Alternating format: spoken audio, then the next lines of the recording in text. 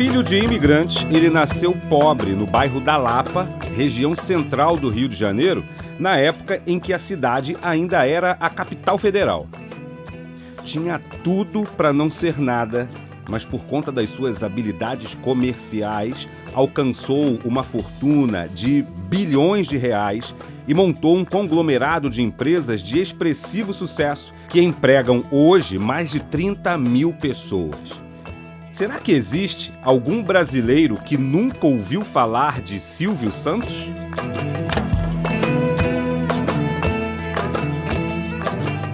Eu sou o Diego Maia, esse é o Bora Voar, o meu podcast inspiracional. Hoje a gente vai decodificar a trajetória de Senhor Abravanel. Sim, Silvio Santos vem aí.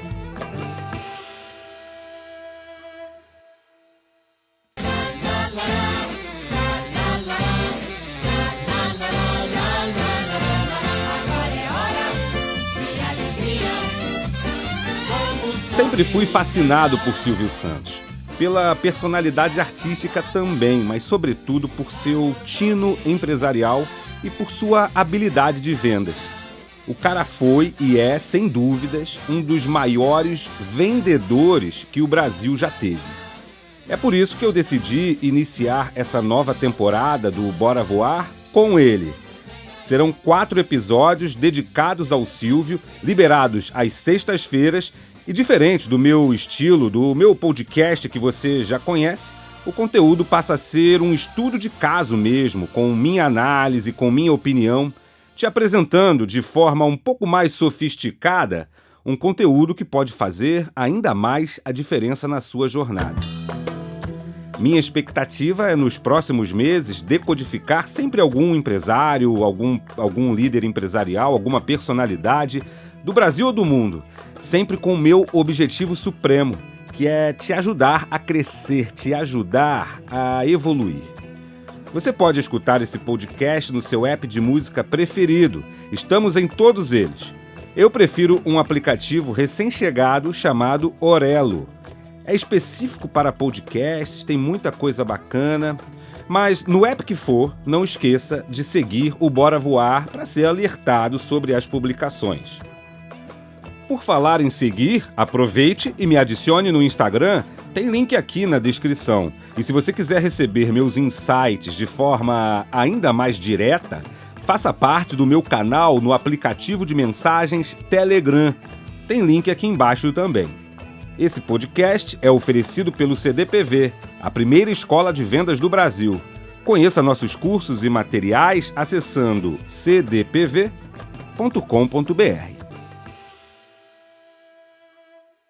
Nascido em 12 de dezembro de 1930, Senhor Abravanel, o nome que consta em sua carteira de identidade, é filho de imigrantes judeus nascidos no antigo Império Otomano.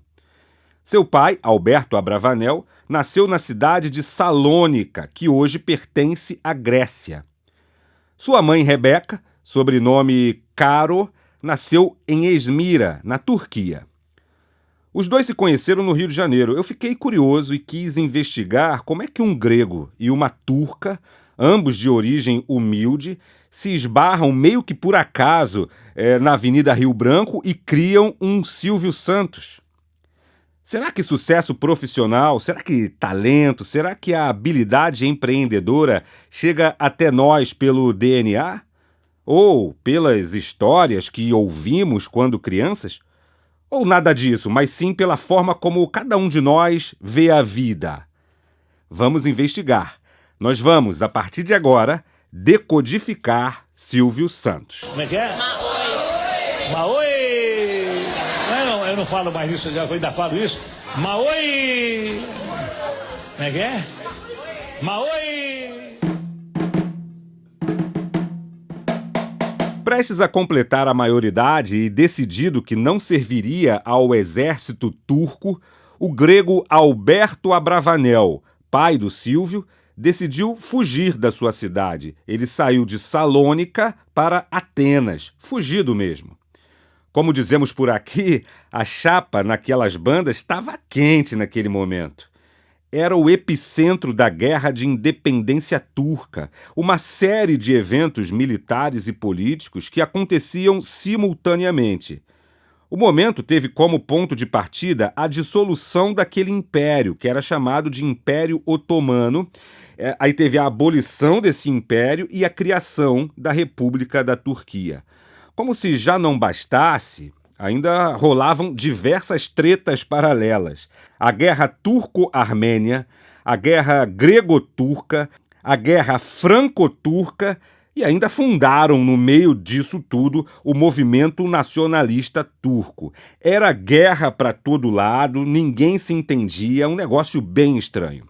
Acho que isso explica, pelo menos um pouquinho, por que o jovem Alberto Abravanel decidiu fugir e não servir ao exército.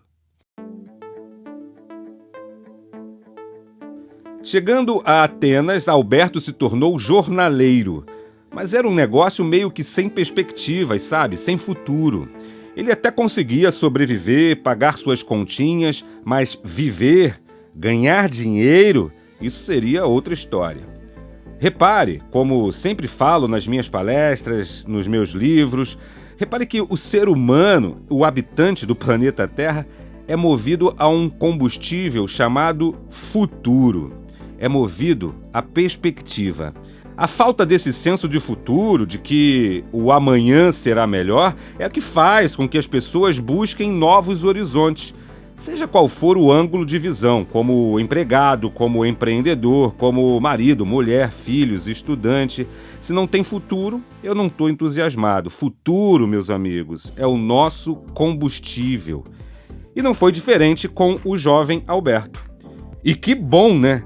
Se Alberto tivesse seguido a boiada, teria entrado para o exército turco e, supondo que tivesse sobrevivido a todas essas batalhas sanguinárias, não viria para o Rio de Janeiro, não conheceria a Rebeca e, obviamente, se tivesse um filho com o nome de Senor, esse filho não se tornaria o Silvio que conhecemos.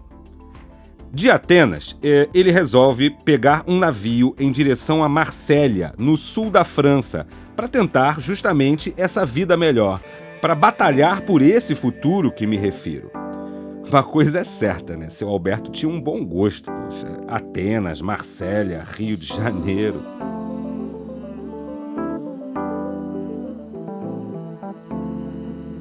Em Marsella, começa o corre da vida vendendo pistaches e amendoins em locais públicos, na rua. Era comerciante de rua, ou melhor, era camelô.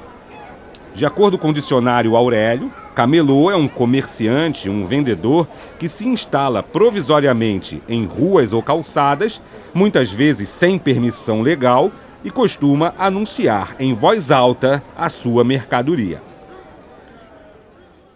Será que essa inspiração paterna serviu como referencial para o Silvio?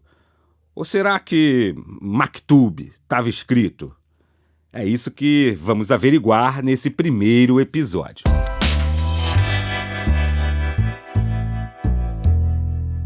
A camelotagem naquela época era proibida na França, e eles eram bem rígidos com a aplicação de suas leis.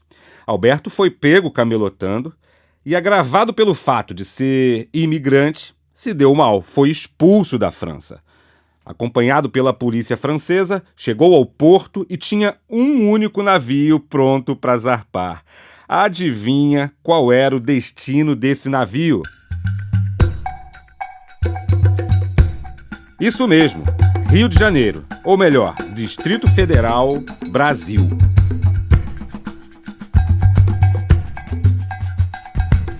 Há exatos 100 anos, o Brasil vivia aquele que ficou conhecido como os loucos anos 20. Se você acompanha meu conteúdo ou já assistiu uma de minhas palestras, sabe que eu fiz um estudo aprofundado e cheguei à conclusão que sempre após uma grande depressão, um grande desastre, uma grande tragédia, os países, ou mesmo o mundo, vive um processo de crescimento indescritível. É como uma recuperação em V. Vamos ao fundo do poço, mas a recuperação, quando ela acontece, sai de baixo, meu amigo. E o mundo naquela época tinha acabado de sair da chamada Grande Guerra, que hoje nós chamamos de Primeira Guerra Mundial. No Distrito Federal brasileiro foi uma década de efervescente criação cultural e também de mudança de comportamento daquela sociedade.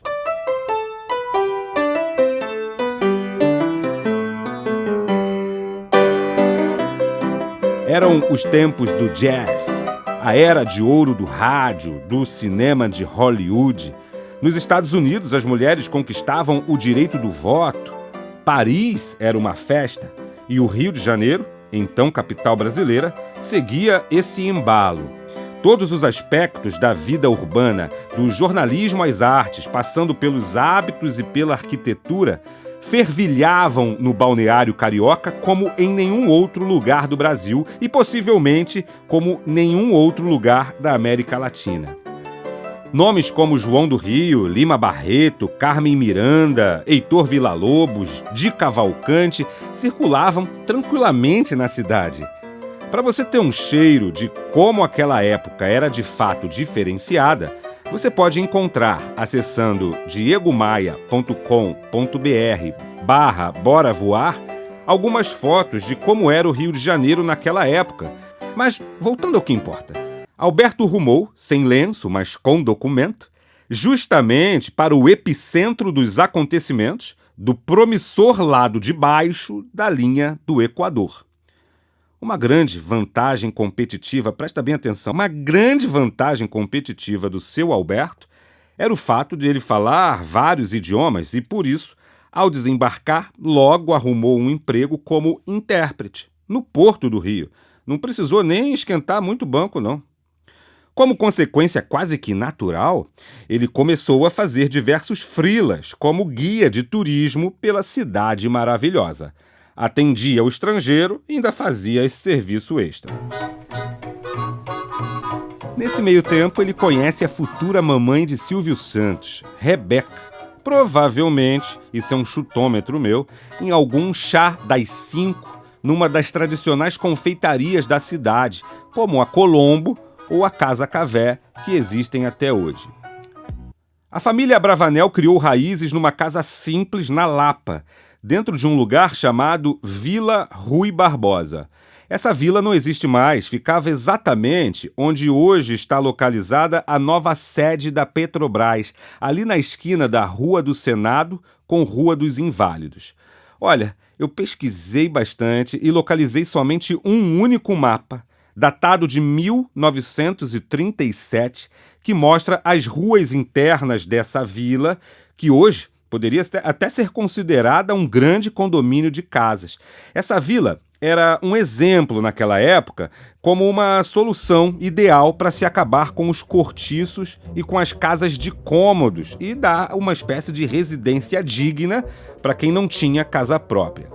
Mas para você ter uma ideia e talvez compreender um pouquinho da veia popular do Silvio Santos, atente para o descritivo dessa vila. O empreendimento Vila Rui Barbosa ocupava todo o quarteirão formado pelas ruas Henrique Valadares, Inválidos, Senado e Ubaldino do Amaral. Existiam casas que estavam voltadas para as ruas e haviam 3 acessos à parte interna da vila. Um acesso que interligava a rua Henrique Valadares até a Rua do Senado, que se chamava Rua Dídimo, e um acesso pela Rua dos Inválidos, que se encontrava com a Rua Dídimo formando uma espécie de T, e cortava as 3 travessas internas, que se chamavam Chiquita, Adélia e Bem-te-vi, rua da casa da família Abravanel. Nessas travessas haviam 8 ou 10 casas térreas de cada lado, e acima dessas casas ficavam os quartos individuais para solteiros. Olha só isso, para vigiar o pavimento dos solteiros, a empresa proprietária de todo esse condomínio, de toda a Vila Rui Barbosa, que era chamada de Companhia de Saneamento do Rio de Janeiro, fundada por um empresário chamado Arthur Sauer, determinava, olha isso, que em cada extremidade do corredor dessas ruas residisse ao menos um casal, de modo a ser mantida a ordem e a decência daquela comunidade. A Vila Rui Barbosa era quase uma cidade localizada na Lapa, região central do Rio. Possuía 2 mercados, um restaurante, um açougue, uma farmácia, uma carvoaria, uma lavanderia, uma sapataria. Eles tinham até uma fornalha para incineração de lixo. Tudo isso dentro de uma área arborizada, devidamente calçada e iluminada.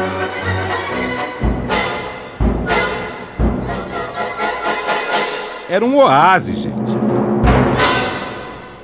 A despeito de ser uma espécie de vila operária, de gente humilde, de gente do povo, moraram nela várias pessoas importantes além do Silvio, como Roberto Figueiredo, que ficou conhecido depois como o repórter Esso. Aqui fala o seu repórter Esso, testemunha ocular da história. Aguinaldo Timóteo, Mário Lago, Erivelto Martins, já casado com Dalva de Oliveira, Silvio Caldas Bidu Saião e o mestre Heitor Villa-Lobos. Todos eles moravam nesse condomínio.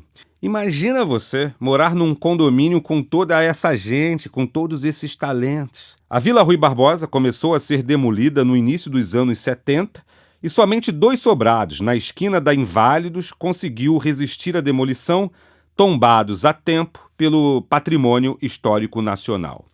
Na página desse podcast na internet, diegomaia.com.br/Bora Voar, publiquei algumas imagens da época, incluindo o mapa e a única foto da travessa que a família Abravanel fez de moradia. Em todos os relatos, Silvio Santos e os irmãos parecem ter tido uma infância feliz e alegre naquele Rio de Janeiro dos anos 30, 40.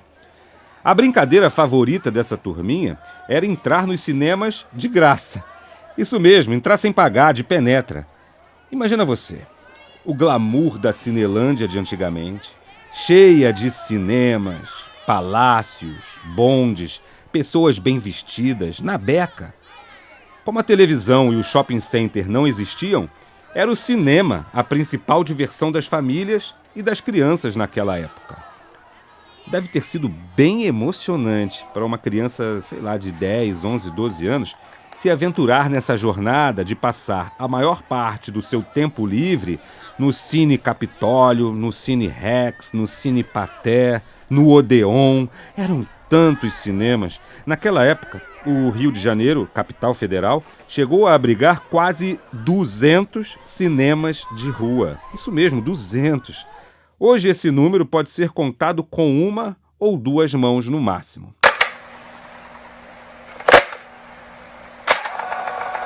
Era grande o negócio cultural viabilizado pelos cinemas. Gente, tinha sala de cinema que chegavam a acomodar 1.800, 1.900 pessoas na mesma sessão. Eram enormes. O segredo era vender diversão e, acima de tudo, uma conexão com um maravilhoso mundo novo que podia ser conhecido através da telona. Hoje, o único cinema que segue em atividade na Praça Floriano, que é o nome oficial da Cinelândia, é o Odeon. Eu já tive o privilégio de fazer alguns eventos empresariais no Odeon e sempre que eu posso, eu levo meus filhos para assistir um filme lá nesse cinema e fico lá, deslumbrado com aquela arquitetura, imaginando o tanto de gente que já foi feliz ali. O Cine Rex segue em atividade, mas como um cinema pornográfico na Rua Álvaro Alvim, caidaço. E o Cine Paté, possivelmente frequentado pelos irmãos Abravanel e seus amigos, se transformou, veja só que ironia do destino, numa sucursal da Igreja Universal do Reino de Deus. Até aqui temos muitas informações relevantes sobre a origem de Cenor Abravanel, de como possivelmente a infância e a adolescência forjaram a criação do Silvio Santos como conhecemos, empresário, artista popular, focado no povão. Ele cresceu em uma vila proletária, tendo artistas que viriam se tornar muito relevantes no futuro como seus vizinhos. O Rio de Janeiro era o epicentro dos acontecimentos. Ainda criança, ele era um cinéfilo de carteirinha, ainda que não pagasse pelas entradas. Mas aquele que, para mim, é o principal ingrediente de todo esse sucesso, ainda não foi citado.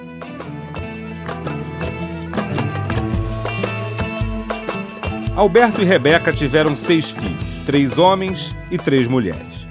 Paralelamente ao crescimento da família, Alberto prosperava, não tão rápido como gostaria, mas acima da média. Lembra que Alberto trabalhou como intérprete no Porto do Rio e atuou como guia de turismo justamente naquele período pós-Primeira Guerra, onde o Rio estava na crista da onda?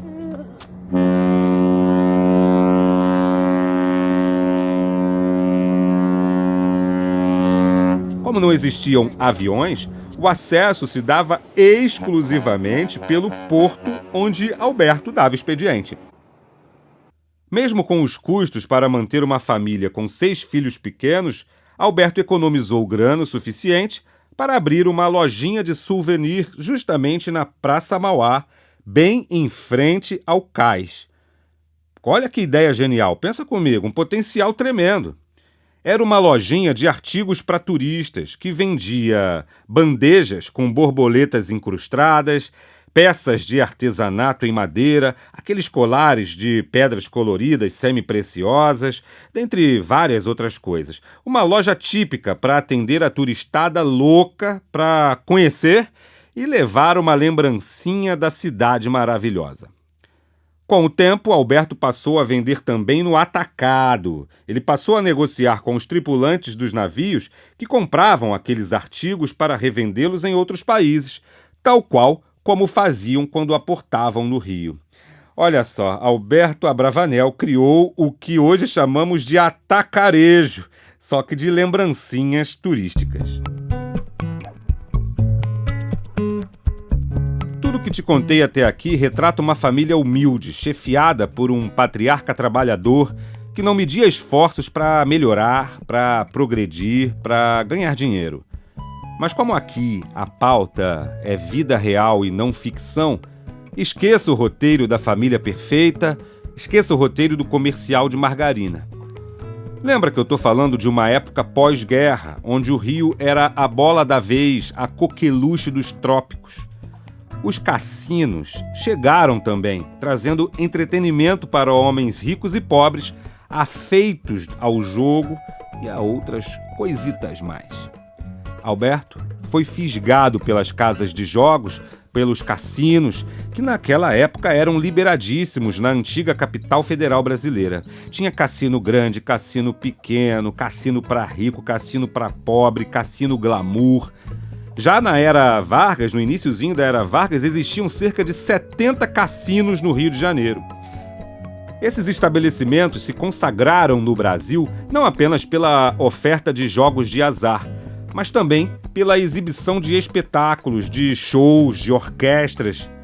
Os 2 cassinos mais importantes, possivelmente de todo o hemisfério sul, estavam bem pertinho desse cenário. O Cassino da Urca, do empresário Joaquim Rola, que atingiu o apogeu quando recebeu shows de Carmen Miranda, de Grande Otelo.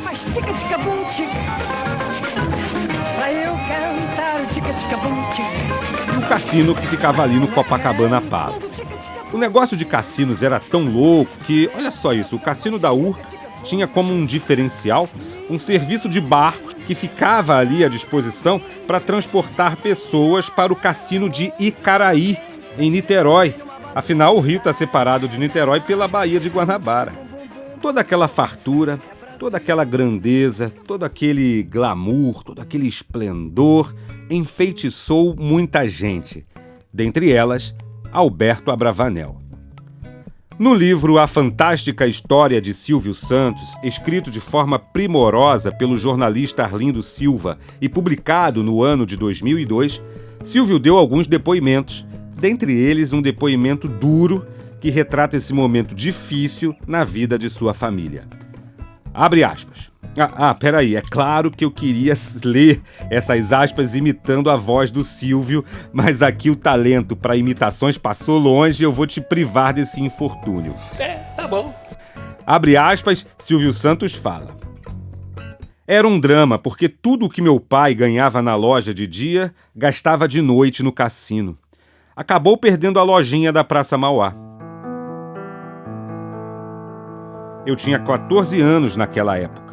e estava cursando o 2º ano técnico de contabilidade na escola Amaro Cavalcante.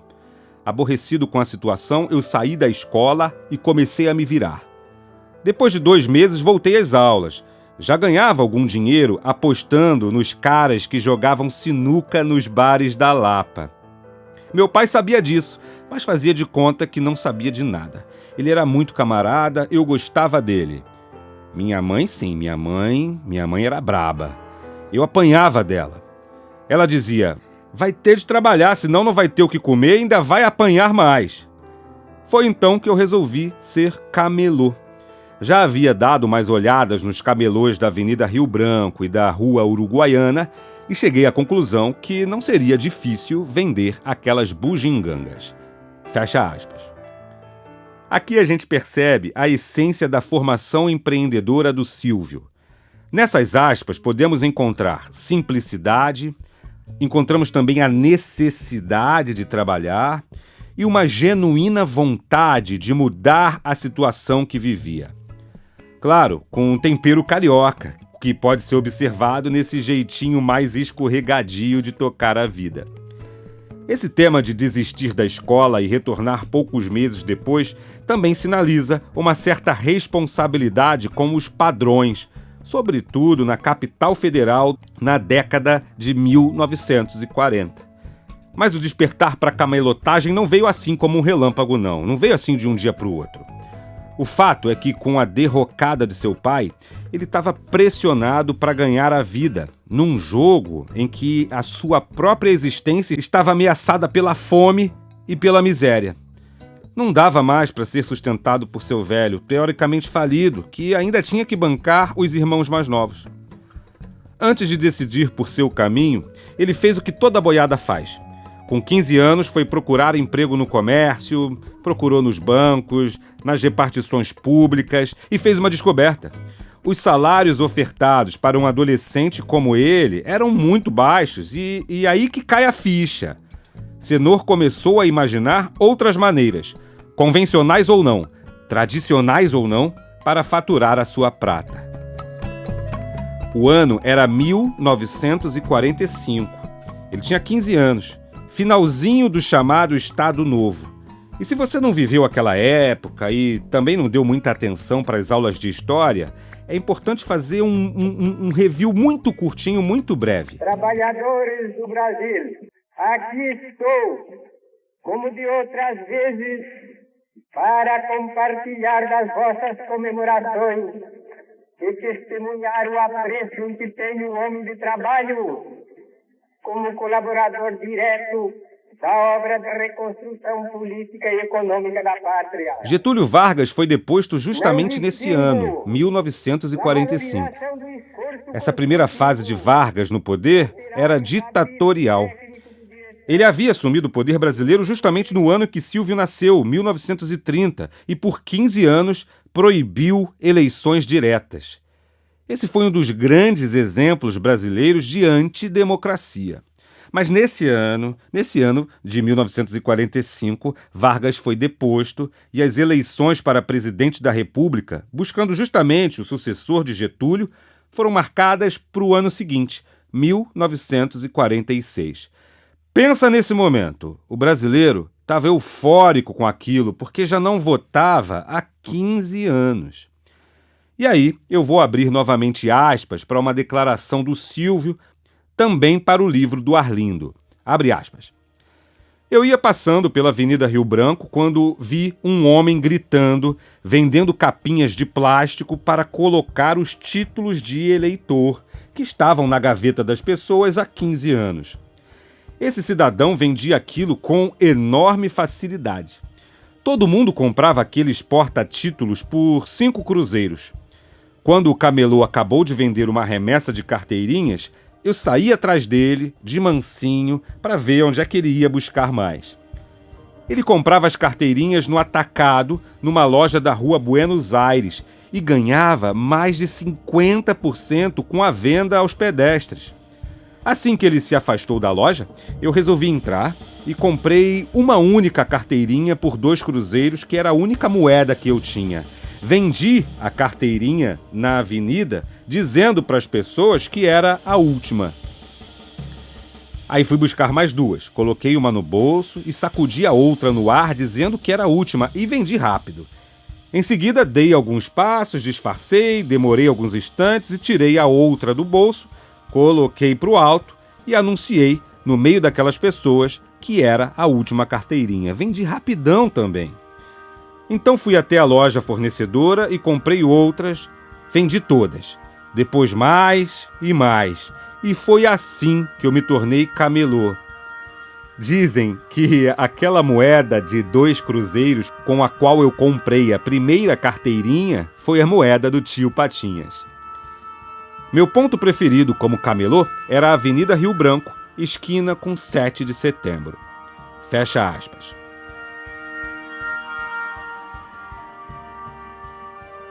Em outra entrevista, já como o grande Silvio Santos, ele relata 2 ou 3 outros componentes incontestáveis para o sucesso comercial. Semanas depois de iniciar sua jornada de camelô, vendendo capinhas para título de eleitor, naquele Brasil faceiro que estava ali empolgado com as eleições que se aproximavam, Silvio esbarra nas esquinas de Rio Branco com Presidente Vargas com o Seu Augusto, conhecido por todos como o Alemão das Canetas. Seu Augusto só trabalhava 1 hora por dia, 1 horinha só. Chegava com sua banquinha, dessas de abrir e fechar, e começava a interagir com o público, a conversar com o público. De repente havia uma aglomeração em volta dele. E aí seu Augusto, no meio dessa aglomeração, falava das vantagens, dos benefícios das suas canetas, explicava como é que elas funcionavam, o que tinha que fazer para trocar a carga, e aí interagia com as pessoas.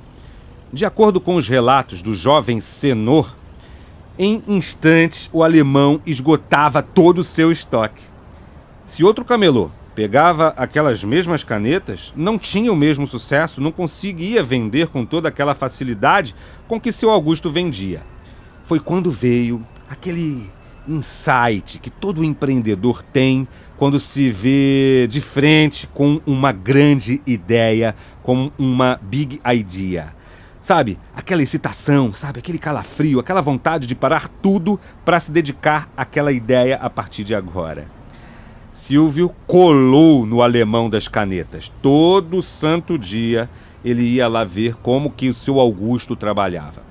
O Augusto vendia entre 100 e 200 canetas em apenas 1 hora, enquanto os outros que vendiam aquelas mesmas canetas em outras bancas de camelô no centro velho do Rio de Janeiro levavam um dia inteirinho para vender. Depois de dias observando o modus operandi de seu professor, ele foi a um atacadista, comprou as canetas, fez uma banqueta de abrir e fechar igualzinha à do seu Augusto e se posicionou naquele ponto que ele mais gostava, lembra? Aquela esquina de Rio Branco com 7 de setembro, a algumas quadras do Alemão.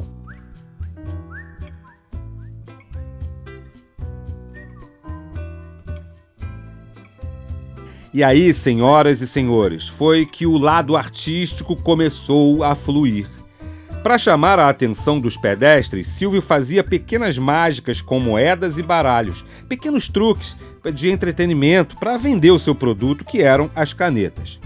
E aí, com essa interação, primeiro começou a parar as crianças, depois os desocupados, todo o centro de cidade grande tem os desocupados. E como o ser humano é curioso, os pedestres também paravam ali, em volta da barraquinha do Senor. Durante essas interações com os seus potenciais clientes, ele falava das características, das vantagens, dos benefícios das canetas, enquanto fazia moedas sumirem dos seus dedos, enquanto fazia aquelas magicazinhas de tirar o botão do nariz das pessoas. Nos primeiros dias, ele começou vendendo entre 50 e 60 canetas, mas pouco tempo depois superou o professor alemão. Silvio começou a construir ali, tete a tete com o povo, o seu poder de comunicação. Só com um grande detalhe, Silvio trabalhava nessa banquinha de 11 ao meio-dia, horário em que o guarda ia almoçar. Em mais um trechinho do depoimento para o livro do Arlindo, Silvio conclui essa etapa, abre aspas. Com esse poder de comunicação, eu ganhava por dia o equivalente a quase 5 salários mínimos, que naquele tempo era de 200 cruzeiros. Daí em diante, nunca mais me faltou dinheiro. Eu ganhava até mais do que precisava. Até para minha mãe eu emprestei dinheiro quando ela precisava. É claro que eu nunca cobrava dela. Fecha aspas. A essa altura, estamos olhando com muita clareza alguns conceitos usados, descobertos ou mesmo copiados por Silvio. O primeiro que quero compartilhar contigo nesse episódio é esse, presta bem atenção, olha. O dinheiro flui para onde está o foco das pessoas. Silvio falava bem, era estudante, não era um malandro querendo vender produtos de maneira ilegal no epicentro da cidade maravilhosa. Como bom camelô, ele vivia fugindo do que chamamos hoje de rapa, que eram os policiais da fiscalização de posturas e bons costumes da antiga capital federal. Volta e meia, ele caía nas mãos desses caras que apreendiam a mercadoria dos pobres camelôs. Fazem isso até hoje em algumas cidades. Uma dessas apreensões foi feita pelo diretor de fiscalização da prefeitura, um senhor chamado Renato Meira Lima. A paisana, ele ficou um tempo observando o Silvio e quando viu que era a hora, deu o bote. Ele repreendeu e já ia levar o Silvio para a delegacia, mas aí percebeu a pouca idade do de menor e o destino, claro, teria que ser alterado para o juizado de menores. Pressão vai, argumento vem, não sei se por iluminação divina, não sei se por um acaso da vida, mas ao invés de levar o jovenzinho para o juizado, Dr. Renato determinou que Silvio parasse com aquela prática ilegal e que fosse procurar um amigo dele na Rádio Guanabara. Aí o Renato deu o endereço, disse o dia para ele ir, e aí quando chegou lá, olha a coincidência. A emissora estava realizando um concurso para escolher novos locutores. E era um concurso disputadíssimo, quase 300 candidatos para uma vaga. É importante te lembrar que nessa época não existiam as televisões, nem tampouco, óbvio, a internet. Então era no rádio que toda a sociedade se conectava. Nesse concurso, olha só que curioso, Chico Anísio estava disputando uma vaga. Você pode deduzir facilmente quem se consagrou como grande campeão, né? Sim, ele mesmo, o camelô que nunca tinha pego num microfone da vida. Cenor Abravanel. Sim, ele mesmo, o camelô que nunca pegou no microfone, Cenor Abravanel. E aí, um novo mundo, diferente de tudo que ele conhecia, inclusive do que ele imaginava para seu próprio futuro, se abre diante dele. Alô, bom dia, dona de casa, muito bom dia. Alô, empregadas domésticas, bom dia. Vocês vão bem? Bom dia. Garotada boa do meu Brasil. Esquindou. Garotada boa do meu Brasil. Tô sem voz hoje. Deve ser pigarro. Não fumo, então deve ser o quê? Tosse. Tosse é ruim. Conheço um amigo meu que morreu de tosse. É velha essa. Pois é, mas ele tossiu dentro do guarda-roupa. Aí o cara chegou, jogou o guarda-roupa lá em cima do 10º andar e ele morreu de tosse. Mas se ele não tivesse tossido, não teria morrido. Onde é que já se viu? Da tosse no guarda-roupa. Ainda bem que eu estou tendo tosse mais fora do guarda-roupa, né, Maria? Maria chegou cedo, Maria. Cheguei. Onde é que eu estava, Maria? Onde é que eu estava? Estava na tosse. Na tosse? Bom dia. O salário de locutor era de 1.600 cruzeiros e tinha que trabalhar 4 ou 5 horas por dia. Mas a essa altura, Silvio já embolsava 900 cruzeiros por dia como camelô. Com um pequeno grande detalhe, ele trabalhava apenas 1 hora por dia ou pouco menos, de acordo com a duração do almoço do guarda. E aí o bolso falou mais alto. Ele ficou na rádio pouco tempo, 1 mesinho só, pediu as contas, voltou para a rua, agora um pouquinho mais experiente, agora talvez fisgado pela mosquinha da comunicação. Agora, Imagina tudo isso acontecendo na cabecinha de um jovem de 14 ou 15 anos de idade. Por conta dessa rápida passagem pela Rádio Guanabara, Czenor conheceu pessoas e passou a frequentar os programas de auditório dessas emissoras. É importante reforçar de novo que estamos falando da segunda metade da década de 1940, centro da capital federal, sede das emissoras, dos jornais, das empresas, das repartições públicas. Tudo acontecia a poucos passos e é provável até que Czenor fizesse todo esse seu trajeto a pé por ali, sabe? De macaco de auditório, passou a candidato nos concursos de calouros. De candidato, passou a ser o vencedor dos concursos, ao ponto do seu nome, Czenor Abravanel, ser considerado, digamos, meio manjado nos programas. E é aqui, senhoras e senhores, que nasce o nosso personagem. Dona Rebeca costumava chamar seu filho de Silvio em vez de Czenor. Um dia, quando Czenor foi entrar no programa de calouros do apresentador Jorge Cury, o produtor perguntou seu nome. Silvio, ele respondeu. Silvio de quê? Microsegundos de silêncio e a magia acontece. Bota aí, Silvio Santos, porque todos os santos ajudam. Os 18 anos chegaram e trouxe consigo a obrigação do exército. Silvio serviu na escola de paraquedistas, em Deodoro, na longínqua zona oeste do Rio de Janeiro. Em sua ficha constam 5 saltos de paraquedas considerados bons por seus superiores. Nesse momento, outra vez mais, fica evidenciada a responsabilidade na vida do jovem Silvio. Olha só, da mesma forma que abandonou e logo retornou aos estudos quando tinha 14 anos, lembra? Ele entendia que militar de cabeça raspada e camelotagem não combinavam. Foi aí que ele voltou para o rádio, mas no seu único dia de folga dos PQDs, os domingos. Justamente esses domingos que décadas depois o consagrariam. E aí ele começou a dar expediente de graça nessa rádio, que era a Rádio Mauá. Não ganhava nada por isso, mas fazia uma coisa que o agradava, que lhe dava algum prazer. Era uma atividade considerada digna para sua nova posição social de soldado paraquedista. Com a convivência com os artistas e produtores, passou a encarar a vida de radialista com outros olhos, bons olhos. Cumpriu sua temporada no Exército e arrumou um emprego na Rádio Tupi, a única dessas emissoras que citei até agora que continua viva e em atividade. Na Tupi passou a ganhar 2 contos por mês, mas claro, ele não estava nada satisfeito com essa grana. Para complementar a renda, ele começou a fazer figurações na recém-inaugurada TV Tupi, ainda um bicho desconhecido por todos. Mas a vontade ali de camelotar, de ganhar mais dinheiro, de fazer mais grana, estava sempre presente no coração e na mente do jovem Silvio. Ele queria mais dinheiro, queria muito dinheiro. Novamente aqui, portas se abrindo na vida de quem trabalha, de quem se dedica, hein?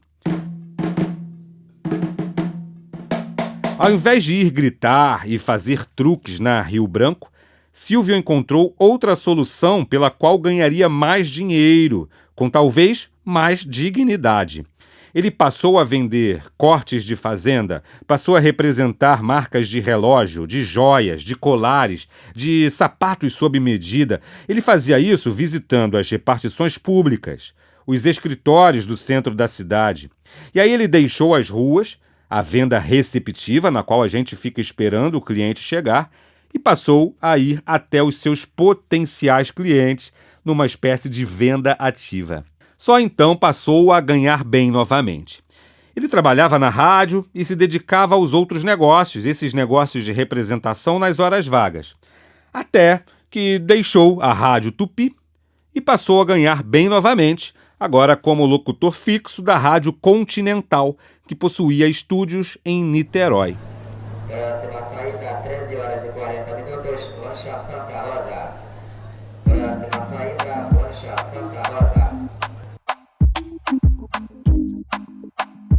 Aqui eu abro espaço novamente para o nosso decodificado. Abre aspas. Eu trabalhava na Continental das 10 da noite até meia-noite. Eu saía às pressas e tomava a última barca que deixava Niterói com destino ao Rio, mais ou menos à 00:15. Nessas viagens de Niterói para o Rio, durante a noite, surgiu a ideia de colocar música nas barcas para animar um pouco as viagens. Eu pensei comigo, para colocar um serviço de alto-falante na barca, eu preciso de dinheiro. E eu não tinha dinheiro, nem para comprar os amplificadores, nem para comprar os alto-falantes. Mas eu tinha de arrumar uma saída porque eu acreditava nessa minha ideia. Então pedi demissão da Rádio Continental, onde eu tinha 1 ano e pouco já de casa, e eles me pagaram as férias, pagaram o mês de aviso prévio e também pagaram o ano de indenização. E com esse dinheiro no bolso, fui até uma casa que vendia eletrodomésticos ali na esquina de Rio Branco com Andradas. Eu fiz um acordo com eles. Eles me ofereceriam o alto-falante e eu, durante 1 ano, trabalharia para eles fazendo anúncios de graça. Eles toparam. Me ofereceram a aparelhagem, montei na barca e passei a ter 4 locutores. Eles ficavam no comando da programação e eu parti para outra atividade. Eu me tornei corretor, um vendedor de anúncios para esse serviço de alto-falante que eu criei na barca da Cantareira. Passei a ganhar mais do que como camelô, e foi nesse momento que o espírito de camelô morreu definitivamente dentro de mim, porque nasceu em seu lugar um espírito muito mais forte, o de homem de negócios, de um dono de um empreendimento próprio. Faro, perspicácia, intuição, podemos usar essas palavras para entender a mente do vendedor Silvio Santos.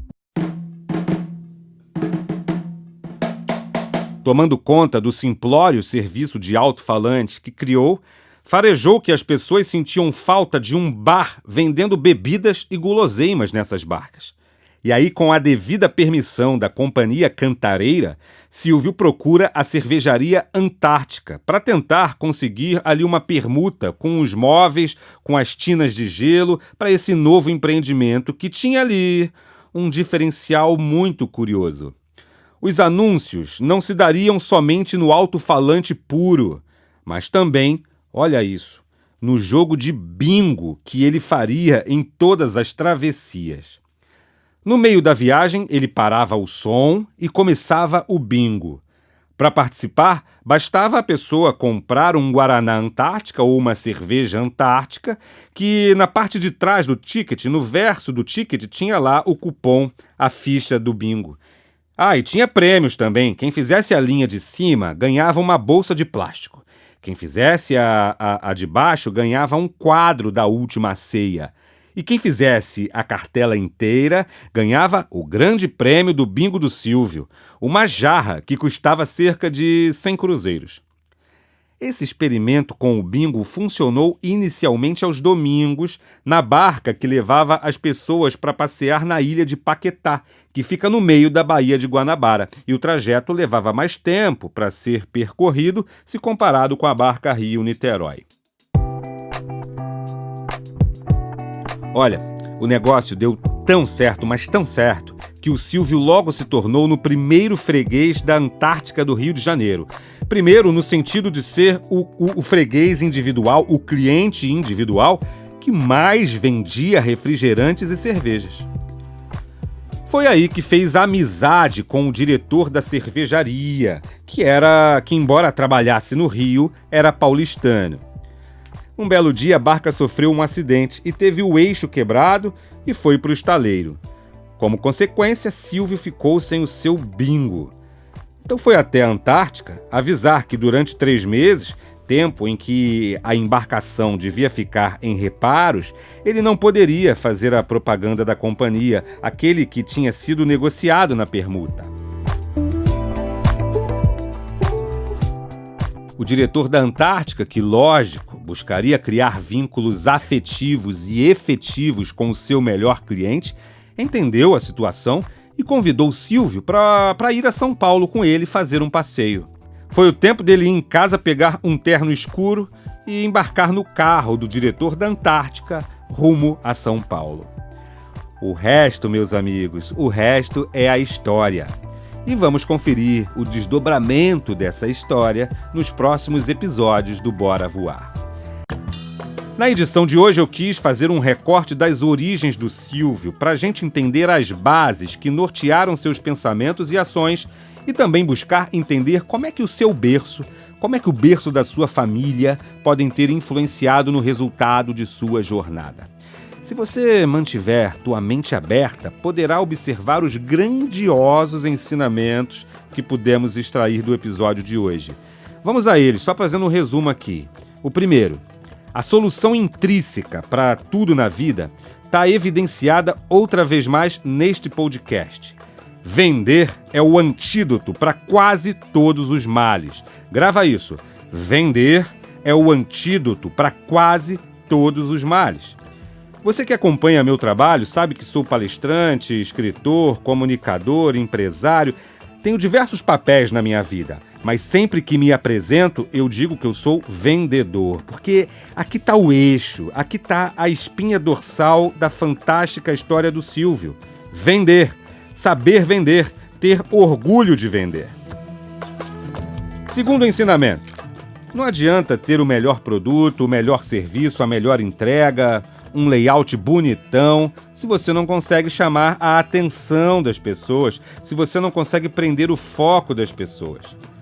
Lembra de como Silvio passou a chamar a atenção delas, dos clientes, para sua banquinha de venda de canetas?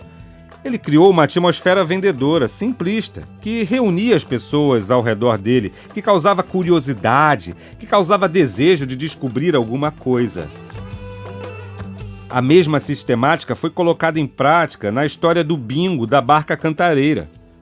Até mesmo produtos simples e corriqueiros como capinhas de título de eleitor ou canetas precisam receber esse banho de marketing adicional. Terceiro ensinamento: escala. Repare como Silvio já entendia o conceito de escalar negócios, mesmo sem uma experiência formal, mesmo sem estudo universitário. Quando ele montou a operação das barcas, colocou outras pessoas para trabalhar para ele como locutor e foi vender, foi fazer o que ele gostava. Até é possível, senhoras e senhores, ter sucesso trabalhando sozinho, mas você não terá escala. E o quarto ensinamento: bater perna. Ficar sentado atrás da mesa não te levará muito longe. Silvio andava o centro do Rio de Janeiro inteiro, conversava com as pessoas, entrava nas lojas, abordava a gente e registrava esses fatos e acontecimentos. E o quinto e último ensinamento deste episódio: para montar qualquer negócio, em qualquer segmento, em qualquer tipo de categoria de serviço, de produto, você precisa, primeiro, estudar previamente o que você vai fazer, monitorar e decodificar sua concorrência, como o Silvio fez no caso do alemão das canetas, e saber se comunicar com o teu cliente. Em essência, o que vemos aqui é que Silvio Santos aprendeu desde cedo, influenciado pelo pai ou não, empurrado pela necessidade ou não, que a única alternativa para quebrar as algemas que nos prendem a um passado pobre e a um futuro medíocre é vender.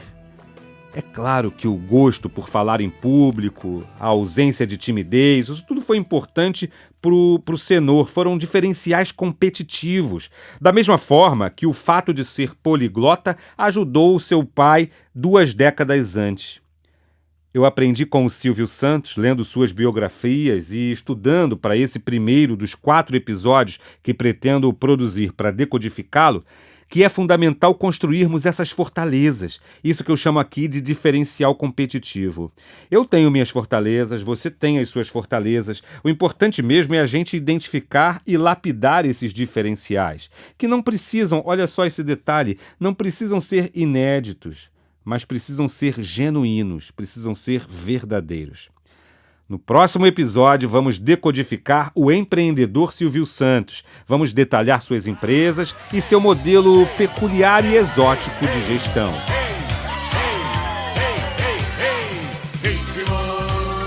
Eu sou o Diego Maia e esse é o Bora Voar, o meu podcast inspiracional. Se você quer acompanhar os próximos episódios, se inscreva gratuitamente no seu app de música preferido. Aproveite e me adicione no Instagram, tem um link aqui na descrição. E me diz lá no direct o que você achou desse episódio, tá?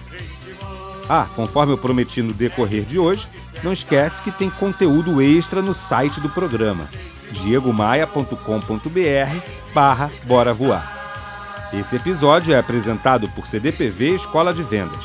Conheça nossos cursos, livros e materiais acessando cdpv.com.br.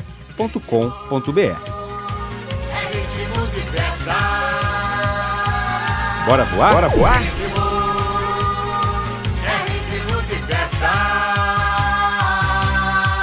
Ritmo de festa que balança o coração. Festa divertida, colorida de emoção. Dia de alegria, então sorri, vem pra cá. A festa continua, a casa é sua, pode entrar.